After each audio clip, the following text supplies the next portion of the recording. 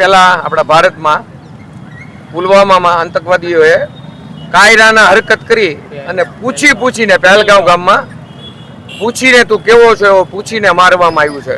તો આપણા સનાતનીઓને ટાર્ગેટ કરવામાં આવે છે. તો મોવાના બજરંગ દળ અને વિશ્વ હિન્દુ પરિષદ સખત શબ્દોમાં વખોડી કાઢે છે કે ભવિષ્યમાં આવું કંઈ થશે તો બજરંગ દળ એને માટે તૈયાર જ છે, ખાલી આદેશની જરૂર છે. તો આવો કાયરાના હુમલો કરે છે અને ધર્મને પૂછીને મારે છે, જે આ વસ્તુ ભારતમાં શક્ય નથી. તો અમે સખત શબ્દોમાં વખોડી કાઢીએ છીએ અને જે કાંઈ અમારા જે સનાતીઓને જે હત્યા થઈ છે તો એને ભગવાન મોક્ષ આપે એવી અમે પ્રાર્થના સાથે આજે શ્રદ્ધાંજલિ અર્પણ કરીએ છીએ. જય હિન્દ. જય શ્રી રામ. જય શ્રી રામ. કેશવ દુબલ, બજરંગ દળ જિલ્લા સહસંયોજક.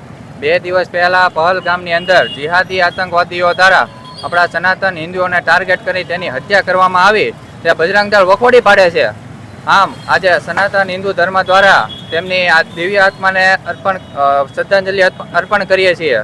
બજરંગ દળ તન મન ધનથી તૈયાર છે. અમારા ખાલી ઉપલા અધિકારીઓના આહવાનની તૈયારી છે. બજરંગ દળ દરેક રીતે તૈયાર છે. આગામી ગમે તેવી પરિસ્થિતિ આવશે, બજરંગ દળ તેનો સામનો કરવા તૈયાર છે, સક્ષમ છે.